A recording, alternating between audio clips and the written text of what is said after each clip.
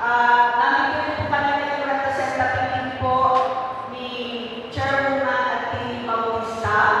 Ngayon po ay meron lang pong panandalian mensahe po na ibabahagi lang po si Sir Chris at siya po kasi may isa pang seminar na dalawa at this day. So Sir Chris po,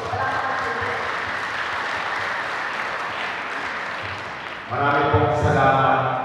Nakatataba at nakagagaan ng puso at nakalulugod na rin na sa araw ng mga bayani ay nakapanood tayo ng isang kapuri-puri at katanging-tanging paglalaan ng kanyang buhay sa paglilingkod sa atin ng bayan. Mabuhay si Mami Chen. At kaugnay po ng kahilingan sa kalakarangalan po na basahin ko sa inyo at katawalin ang ating punong lalawigan. Narito po ang kanyang kailing pati ukol sa nagaganap na pagdiriwang. Isang makasaysayan at mapagpalang araw po sa lahat.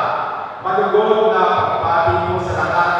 Kasama ngayon ang mga kabayan dito sa lungsod ng San Jose del Monte, sa mga kasapi ng pastors' wives and ladies pastors, BWLP Society, at bumubuo sa Mission Compassion Foundation.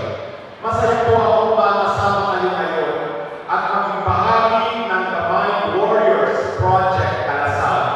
Dahil katulad ninyo, isa sa ating pinagtutunan ng atensyon ang pagsusulong ng mental health awareness sa ating pamayanan.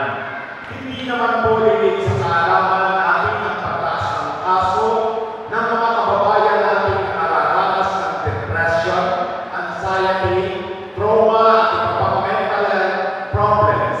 Kaya naman may ipin po natin isinusulong ang pagkakaroon ng isang active and healthy lifestyles. Today,